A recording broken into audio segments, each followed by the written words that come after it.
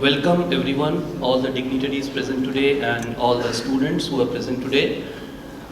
Before we begin the program, on behalf of Science City, I would like to thank the management and the school authorities of Army Public School Fort William, BD Memorial, Aditya Academy Barashat, Sri Shikharatan, KVBKP Air Force, Hind Motor Education Center, who were kind enough to send their awards here for this event.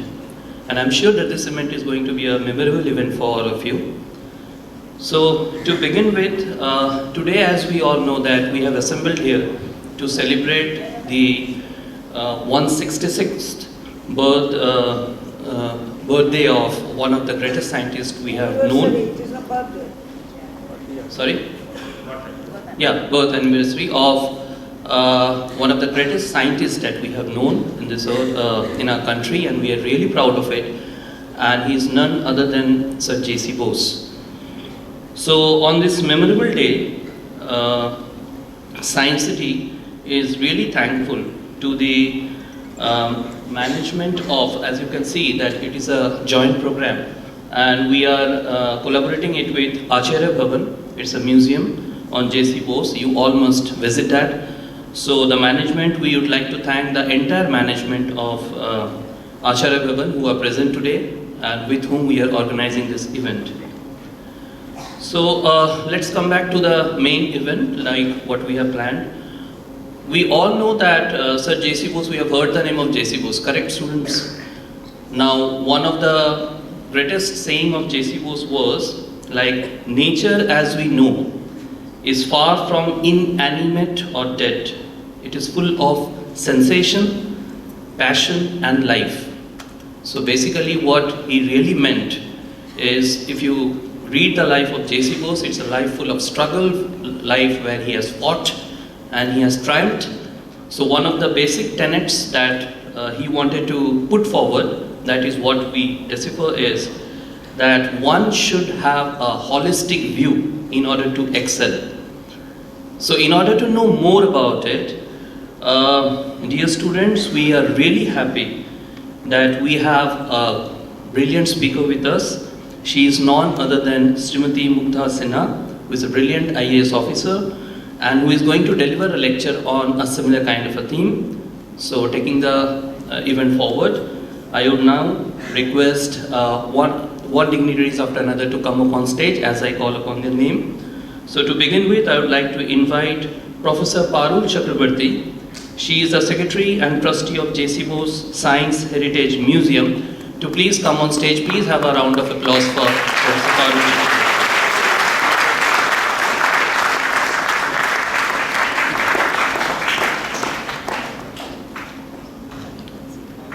Next, I would like to call upon stage our chairman for today, our very own Sri Arijit Datta Chaudhary sir, Director General, National Council of Science Museum. Please welcome him with a round of applause.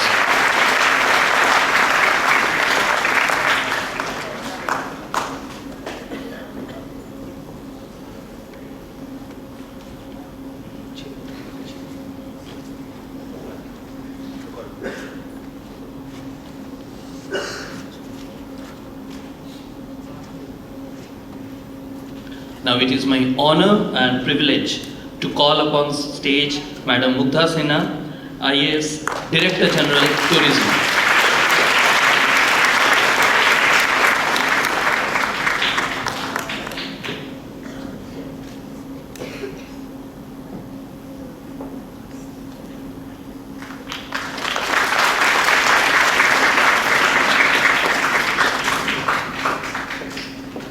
And finally, I would request Professor Vikash K. Chakrabarti, ex-director and Professor, Saha Institute of Nuclear Physics, to please come on the dais.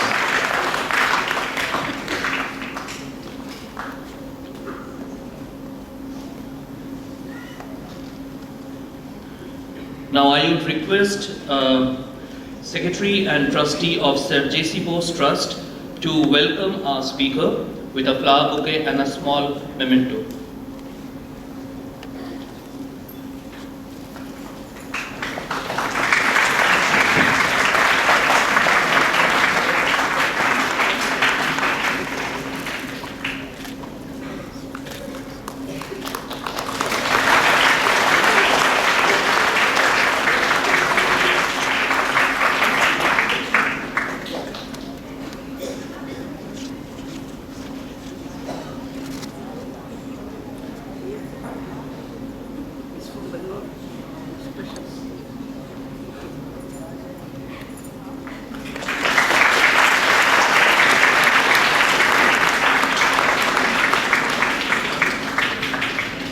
Now I'll request our Director General Sir to please welcome our speaker with a flower bouquet.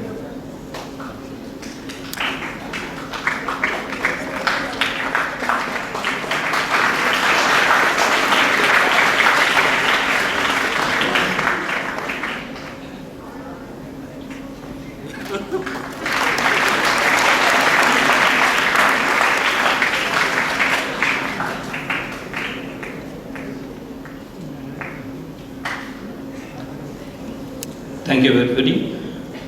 Now we'll start the event, and I would now request Professor Parul Chakraborty to please deliver her welcome address. You want the mic? What?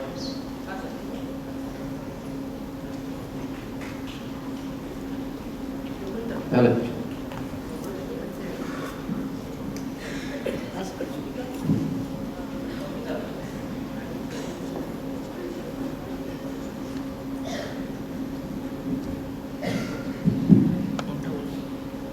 A very good morning to all of you on the dais, off the dais, distinguished gathering, dear students.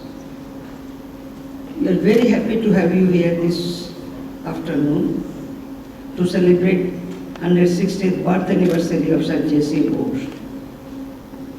Well,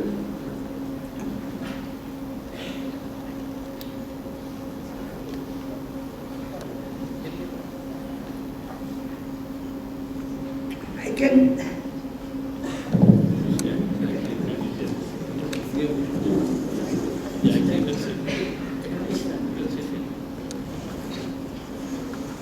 Science Heritage Museum and Science City. What is museum? What is the importance of museum? Museum are the keepers of culture and heritage, connecting past, present and future. I quote, of all national assets, archival museums are the most precious, and they are the gift of the generation to another generation. And the extent of their care of them marks the extent of our civilization, unquote. This is by Sir Arthur Doughty, archivist. You see the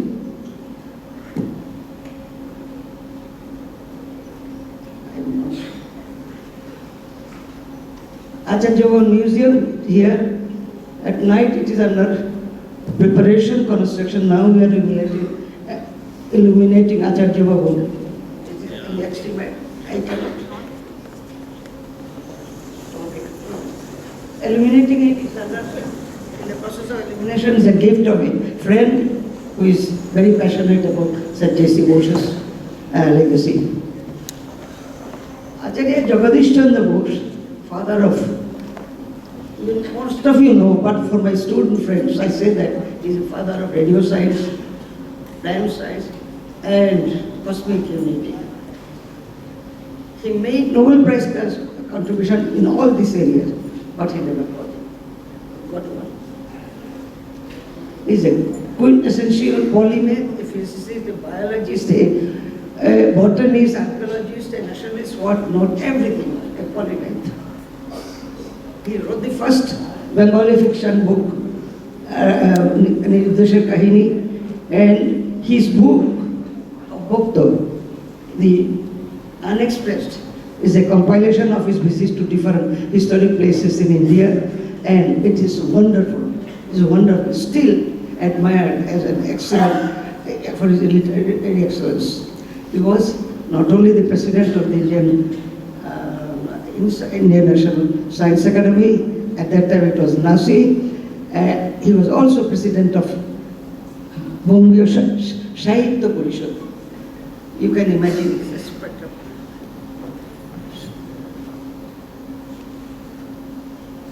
Bose was a scientist par excellence. He could perceive the presence of cosmic unity long before our quantum physics, quantum cosmology could conceive of the existence of a particle in all manifestation in the world. He mentioned in his inaugural address in Boston Institute, which was opened on November 17, 1917. He said, In the pursuit of my investigation, I was unconsciously led into the border region of physics and physiology and was amazed to find the boundary lines vanishing, points of contact emerge between the realm of living and the non-living. Sir Neil Bolt, Nobel laureate in physics, 1977, he opined that J.C. Bose is a great scientist who is 60 years ahead of his time. Tagore, Rabindranath Tagore, in 1913, found Bose to be endowed with a rare faculty of poetic sensibility and imagination, who appeared to him someone more than a scientist. He was a strong proponent and advocate of spreading science in mother tongue and literary work also in mother tongue. Bose founded Bose Institute, Shubhigyan Mandir, in 1917 for basic research in interdisciplinary sciences. This is first of its kind in Asia at that time. J.C. Bose, a great son of the soil, his life is a clear example of nation above self, because he never patented his thing, he never took any gain from that, but he said his discoveries are for the benefit of the mankind. Well, about a few words about Acharya Bhavan. Why it is so important? What is house there? It is Acharya Bose built it in 1902.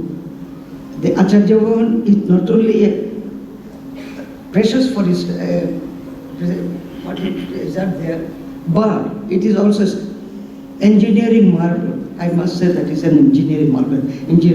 I call many engineers, they come visit, they say that the construction is still an engineering marvel. It is a rich repository of personalia memorial of Acharya Bose, his original instrument books, journals, personal collection, everything there. Some of you may have visited, even Muktaji visited there. It's a wonderful interior with all frescoes and drawing by none other than Nandalal Bose and other contemporary artists of that time. He has many collections of art, architecture, etc., and these are preserved in the restored preserved here. Many of his projects in scientific activities, experiments, and plant science, radio science, and cosmic unity was carried out in Acharya Bhavan, in a laboratory in Acharya Bhavan, which we preserved and restored. And his dark room is also there. He used to make his own slides, his own blocks. We have all those blocks and slides. Today, Acharya Bhavan stands as a monument to many-sided personality of Bose, his eclectic taste, is this life of Bose, vis-a-vis the ambience of that era that is preserved in Acharya Bhavan. This heritage is a record of path of progress of modern science in the subcontinent, Indian subcontinent. It is our duty to preserve this heritage. So I appeal to all of you to come and visit and contribute to that, so that we can preserve his legacy. Not only the J.C. Bose fraternity, it is the responsibility of all of you, the future generation, to save the legacy and his work there, in the history of that era. Thank you all, and we look forward to a visit to Acharya Museum. It is open on 3 days a week, Monday, Wednesday, Friday, from 4 to 12 to 4, and other special days like today. It is open today also. Thank you.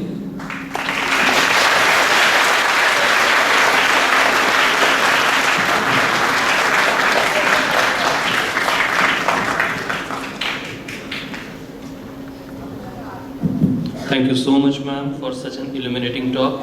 And now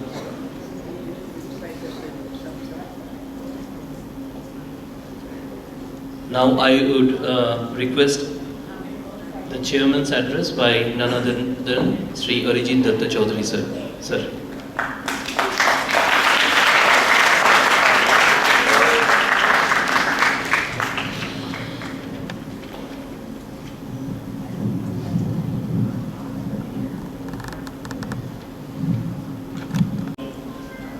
Very good afternoon to all of you here. So nice to see a lot of youngsters here. You all are the people who inspire us the most. We are extremely grateful to have with us today Srimati Mugdha Sinha, an officer from the Indian Administrative Service, presently the Director General, Ministry of Tourism. I was very fortunate to work very closely with her when she was the Joint Secretary GRAM in the Ministry of Culture. And on behalf of all of you, I extend a hearty welcome to her, that in spite of a very, very busy schedule, she could keep her commitment to be here today with all of us. Thank you so much for sparing your time and being with us here. This entire program that we are doing here is because of the collaboration that we have with Sir J.C. Bose Trust, the Acharya Bhavan, and we are extremely grateful to have with us Professor Parul Chakravarti, a trustee. In spite of her age, her enthusiasm remains limitless, and I think that inspires all of us. She is always bubbling with energy, always trying to do something new, always keen to have some new activities, especially for youngsters like all of you here.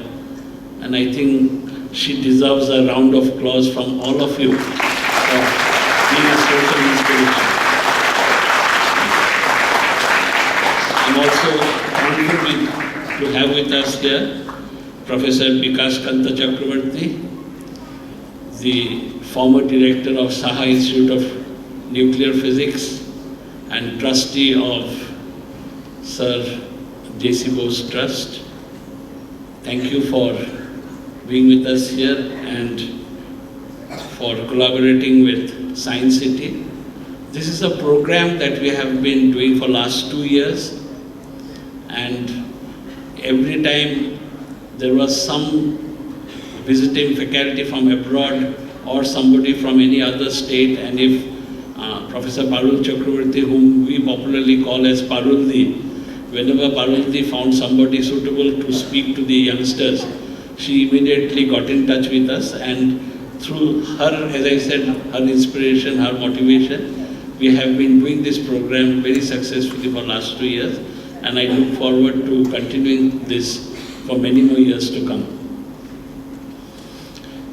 Today, we are celebrating the 166th birth anniversary of Sir J.C. Bose, and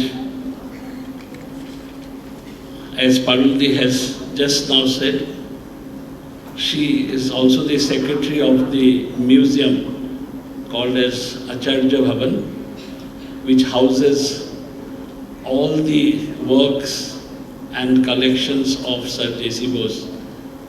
And I would also, on behalf of her, I would request the respected teachers here that please take your students to Acharya Bhavan. We can get you the contact details, fix up a time and visit that place. I think it will inspire the young minds that in spite of so much of difficulties, how Sir J.C. Bose could excel and be a source of inspiration for the scientists across the country and the world.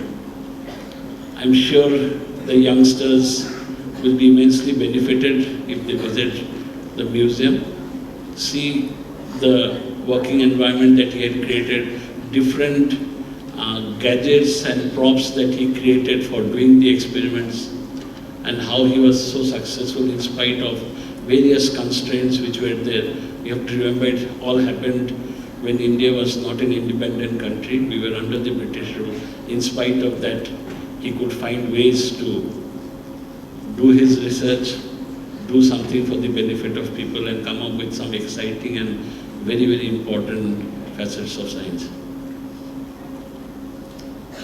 I once again welcome all of you here, and I'll now request our speaker of today, Srimati Mugdha Sinha, to take over the dais. It's all yours, ma'am, and thank you for being with us.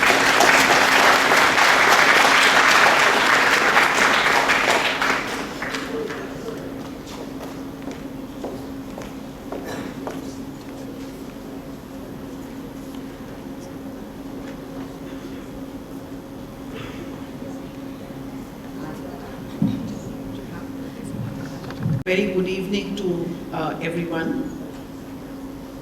Shri Arijit Datta Chaudhary ji, Director General of NCSM, and also the chairperson for today's program, the entire NCSM fraternity. Thank you very much for collaborating with the Acharya Bhavan to do this program, and thank you also for your very, very kind words. To me, today feels like homecoming. So thank you for giving me the opportunity. Professor Parul Chakravarti ji, I fondly call her, like everyone else, Parul Di, who's the secretary of the Bose, J.C. Bose Museum, as also one of the very esteemed trustees of the Bose Institute. Ma'am, I look at you and wonder if at your age I can have the same passion and agility and same interest in the things that you do. I hope to be able to emulate what you are doing at this age when I, if God permits me the grace of age, to be like you. Thank you so much for being so inspirational. And if I can truly say that it is because of one promise that Parthada, who's not here today, and Paruldi, who extracted from me, that I'm here today for this lecture. Shri B.K. Chakrabarti ji, also an esteemed member of the trust, ex-director of the Saha Nuclear Institute, all dignitaries, faculty members, my own team from India Tourism who's here, professors, teachers, people from the media, and dear students. I'm absolutely honored and humbled to be here. I wrote something in the 2 hours of the flight that I had in a very groggy state. So I will read out the address today and I will do a conversation if there are any questions later on. I stand here in all humbleness today to deliver the 166th Sir J.C. Bose Annual Birth Anniversary Lecture in distinguished company of like-minded lovers of science and in fulfillment of a promise that was extracted from me by dear Parthada and Paruldi 6 months back on 17th May 2024 when I had the good fortune to visit the Acharya Bhavan, the residence of Sir Jagdish Chandra Bose, now a museum in honor of his legacy. We live in a society exquisitely dependent on science and technology in which hardly anyone knows anything about science and technology. I'm not saying this. This is said by Carl Sagan, an American astronomer and science communicator. While what he said in the 20th century may still hold true in parts, even today in this age of artificial intelligence and infocalypse. But it is interesting to note that at a time he observed the above, India was already celebrating 150 years of Sri J.C. Bose. No wonder then that the Nobel laureate, which Paruldi also mentioned on the slide, Neville Mott in 1977 said that J.C. Bose was at least 60 years ahead of his time. Some of you may be curious to understand if there is a link between Carl Sagan, J.C. Bose, and the theme of today's address, Science in Service of Society. And the answer is a resounding yes.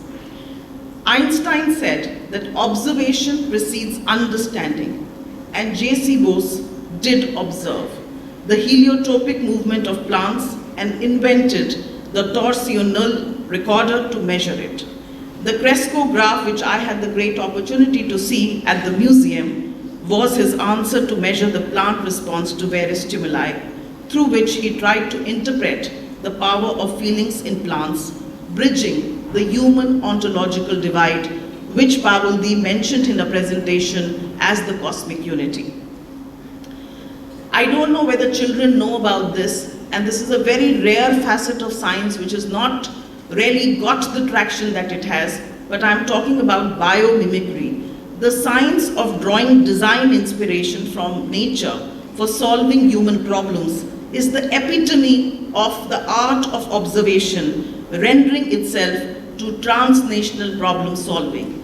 When you see a flight take off, you immediately picture the bird in flight, and it is the Wright brothers who actually, based on the power of observation, mimicked what the birds were doing in terms of their aerodynamic movement. And this is the art of biomimicry, which children must understand when they see around how nature has inspired every of man's design. And I will speak about it a little later. J.C. Bose did a BA in Natural Sciences and also a BSc. He was both a botanist and a physicist, as much a naturalist as he was a neurobiologist, and as much a poet as he was a philosopher and science fiction writer. While Marconi, whose invention begot him a Nobel Prize, though his check-in date for invention was much later than Bose, but Bose may have lost out on the Nobel, his first science fiction story, what Paruldi also mentioned, translated in English as The Runaway Cyclone, got him the same literary award and accolades which are the highest in this part of the world. While the plot is simple, it brings out this anti-colonial outlook and the Western lens to look at science that often puts science in service of profit, not science in service of society. In a similar vein of observation, during my time as Secretary Science and Technology in Rajasthan, I realized that it was not only scientists, but also science that works best when exposed to range. In fact, David Epstein has authored a book by the same name that makes a case for why generalists triumph in a specialized world. And since there are teachers and faculties and a lot of book lovers, I'm sure, I will urge you all to read this book called Range, because it collapses the boundary between science and art, science and craft, the technical and the non-technical, because today Paruldi, as a scientist, is looking at a museum, speaking so passionately about a museum. J.C. Bose, who was a scientist, primarily as a scientist, he was also a poet, he was also a science fiction writer. It is believed that a human body works best when the left hemisphere of the brain and the right hemisphere of the brain coordinate together. That is what brings out the entire human being. But in our own practical life, in reality, we have created these silos in which we work differently, without collaboration, without synergizing. In the book, he argues that range, defined as more diverse experience across multiple fields, is more relevant than super specialization, because the problems of model world require bridging experience and knowledge from multiple fields to foster solutions, which in the research of science is called translational research, having multidisciplinary teams do research. There is another author who has written a very interesting book called Ashish Jaiswal, who is the author of Fluid. He reiterates the same thought that all great minds are fluid. If Nobel laureate C.V. Raman was a Mridangam player and he wrote great treatises on the Mridangam, also making drawings of the Mridangam with his own hand, J.C. Bose was a pioneer of the Bengali science fiction. Just as a person who can use both hands to write is ambidextrous, similarly a person who can use both sides of the brain, the left and the right hemisphere, is fluid or rangist. And any great innovator, inventor, discoverer, problem solver, scientist, creator is one who can draw as much from the liberal arts as he can from science, sports, and any other discipline. Science is all about range. because curiosity, wonderment, observation, and experimentation are premised on range and fluidity. We forget that J.C. Bose was also fondly recalled, and we saw in the presentation of Paruldi, as a polymath. In idiomatic conversations, we have belittled the generalist, calling them jack of all trades, master of none. But it is exactly the skill set that sets us apart. The fact that Bose was wary of filing for patents for the intellectual properties of inventions he created also speaks of a higher level mindset that puts science in service of society, not commercialization. In fact, the entire growth of the Indian pharmaceutical industry is based on what is called jugaad or reverse engineering, because the pharma was patented by the Western world. So this thought process of a scientist philosopher putting his science and his innovations in service of society, not patenting them, is for a larger good, is what J.C. Bose should also be remembered for. As a professor of physics at Presidency College, he was most known for his demonstration of experiments. And when I say that, I feel sometimes a little sad that universities today are not investing so much in setting up scientific laboratories or setting up museums. And this is, I think, an area on which collaboratively we must all work together. The home-turned museum houses many in a series of his experiments, of course his drafts, his papers, his works, including models of machine he made as prototypes for demonstrating his experiments. Ever since I have visited his beautiful house, witnessed his range of work, I am compelled to draw parallels between J.C. Bose and Nikola Tesla, both of whom worked on wireless and radio communication and were constantly perfecting the art of experimenting and prototyping. There is another comparison that comes to mind, that between Thomas Edison, who invented the light bulb in the 1000th try. And it is because children are studying here, I would like to say that never give up. When you have any prototype for a person who never gave up and became successful, it should be Thomas Edison, because he kept trying for the 99th time, and it's only at the 1000th time that he got successful in creating the bulb which lit the Manhattan city. But it is often wrongly credited with having lit up the Manhattan city. But it was actually Tesla who made it possible with his intervention that allowed the flow of electricity current from the AC to DC. The world that Bose lived in was colonial, where pseudo-science gave colonizers comparative advantage over people who were judged by the size of their cranial skulls, not the core cultural values.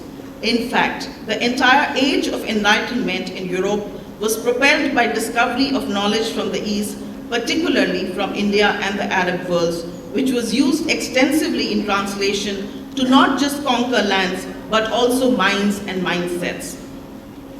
Lord Macaulay, crafting his approach to education, perpetuated not so much to educate, but to dominate and subjugate, creating divides. And it is at this time that we had one person like J.C. Bose, who decided to collapse those boundaries and used a very authentic Indian lens to study science. If we go back to the understanding the core of our Indian mindset as defined by our ancient knowledge systems, we see the harmony of Arth, Kam, Dharma, Moksha, bringing the material and spiritual worlds in alignment. The exact same question that Stephen Hawking, how many of you have read Stephen Hawking's Brief History of Time? Anybody in the audience? Any child in the audience has read? Any professor in the audience has read? Anybody? Great, we see a few hands. I would urge all of you to read his book. It is very simply written, and to focus on the last 3 or 4 pages. And this is what I'm going to tell you now. The exact same question that Stephen Hawking asked as he concludes his Brief History of Time, that the discovery of cosmos, or what J.C. Bose says, the cosmic unity, compels you to dwell on the pertinent question of your ultimate purpose in life. Science not only explains life, it makes you witness it in exactly the same manner the spiritualists call the Sakshi Bhav. Moving to two more concrete examples of the integrative approach, the Manas Shilpa Shastra, the ancient manuscript that laid down the principles of construction, did not make a distinction between what we call today or distinguish as architecture, design, sculpture, craft, mathematics of measurement, as the Sthapati who constructed the temple was required to know all of these domains proficiently. Another ancient manuscript, the Surya Siddhanta, available in the Asiatic Society of Kolkata, which is here, speaks of the conjoint power of astronomy, astrology, and mathematical calculations for interpretations. Interestingly, while the contemporary world is driven by deep machine learning algorithms, where coding is the new language for artificial intelligence, we begin to venerate science and technology without realizing that these NAT technologies is creating an AVGC economy, which is basically the audio-visual gamification computer economy. And at this point, I must just stop and compliment.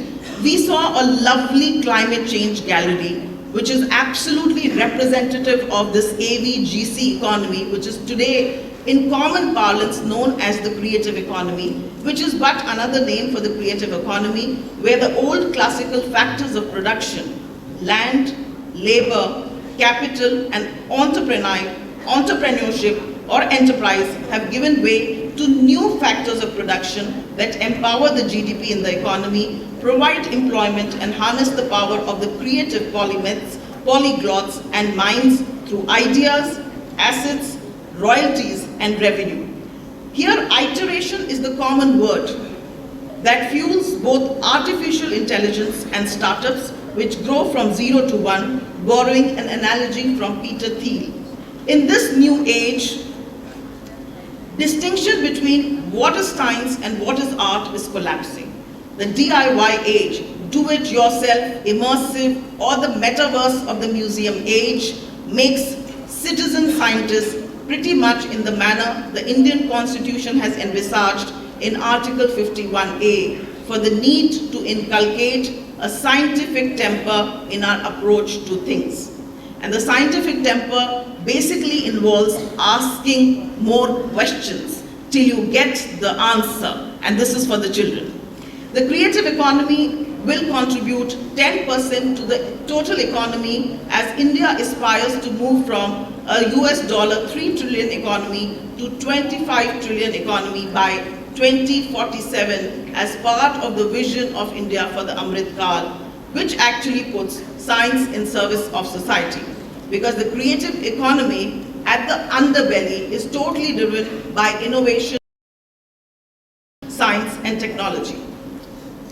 Museums are at the center of this creative economy. Because we speak here at the Science Museum, and the way to this talk became possible only because of my visit to the Bose Museum. Museums dedicated to individuals are nothing but their mind in time warp. And the Bose house where he resided with Lady Abaya Bose is as much a testament to this creative convergence as it is to his inclination towards the fine arts, where walls were lent out to Nandlal Bose's artistry and experimentation. The library on the first floor is also a reflection of his conversations with the literati and authors like George Bernard Shaw, who gifted him many of his autographed books. One wonders what conversations may have transpired between the witty Bernard Shaw and the poetic philosopher scientist Bose. But whatever that may have been, set the stage for the creative confluence between art and science. While individual curiosity is the first step towards science, institutional research, institutional linkages is a must for resilient science. Today, India ranks third in terms of research volume, but the quality and attended citations leave much scope for improvement. Architects have harnessed the Venturi principle of science to design buildings like the Hawa Mahal in Jaipur, the Rani Ratnavali School in Jaisalmer, putting science to service the needs of society. Today, India's landscape is dotted with 1.50 lakh startups with new innovations at grassroots levels, born totally out of necessity, helping to ease out the drudgery of life and improving the quality of human existence. That, dear ladies and gentlemen, is the true measure of how science services the bottommost rung of society. From the 2nd century BC onwards, when the power of monsoons was first discovered, enabling the voyages of discovery, cartography, trade, and the efflorescence of what we understand today as culture, has all evolved from the womb of scientific discoveries and inventions. They say that Einstein, when his brain was examined, it was believed that he had utilized only 8% of it. I don't know what percentage of brain Sir J.C. Bose may have utilized in his lifetime, but what one can say with confidence is that he used both sides of his hemispheres to remain one of the greatest pioneers of science and, of course, the Janak of Bengali fiction for all times to come. Thank you so much for having me here today and for allowing me the opportunity to meander on this vast canvas of inspirational legacy of Sir Jagdish Chandra Bose and his path-breaking work in bringing scientific acumen to the people at large, in how he lived his life balancing principles and aesthetics. I hope someday we will learn to be less discriminating and more appreciative as a way of honoring his work and legacy. And thank you very much. I will also reiterate what Paruldi and also Arijit ji said to all of you.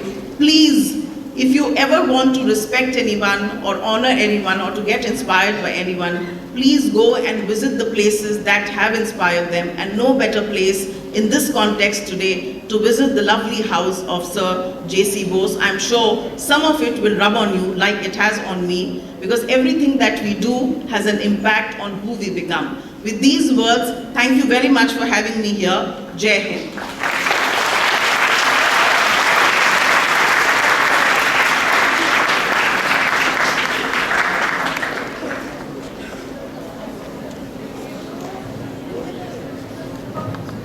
Anyway, we are going late, so I'll be very shortly giving an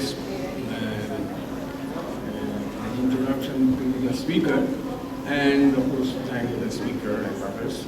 Now, you already know that Madam Mukta Sinha actually is an IAS officer, and she was in 1999 batch of Rajasthan cadre.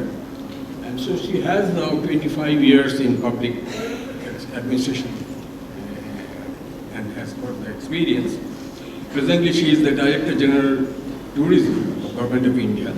But just a few months back, she was a joint secretary in the Ministry of Culture, and this museum, J.C. Bose Museum, is governed by some Ministry of Culture. We also got a huge grant from Ministry of Culture. And Mukta studied from Lady Sri Ram College and JNU, both in Delhi, and then from Goldman School of Public Policy in the University of California, Berkeley in the US. She's a prolific writer, and her interest ranges from public policy, economics, to literature and arts history. In 2021, this is very interesting in this connection. During the pandemic time, she was head of the science and culture, science and technology wing of the state of Rajasthan, and pioneered the concept of astro-night tourism and organized such events, providing telescopes to 33 district observatories. According to a report published in Times of India on March 17, 2022, this program had been extremely successful and subsequently inspired many other states to have similar programs, and many other in these other states. So this is a very small introduction to her activities, and of course you actually had seen that she had a lot of interest in kind of public life and all aspects of science, culture, and their applications in the society. It's a very nice presentation and must be inspiring for the students, and we are very thankful to you for giving us this talk and also visiting us in this hurried thing. I mean, I think she has another duty before she leaves in the evening today. So, and we are of course grateful to the Science City Authority, Mr. Dr. Chaudhary in particular, for giving us the opportunity to organize this in this auditorium. And we are thankful to the audience, particularly the teachers of various schools who have come and with their students. And with this, I would like to end this. Thanks. Okay, thank you.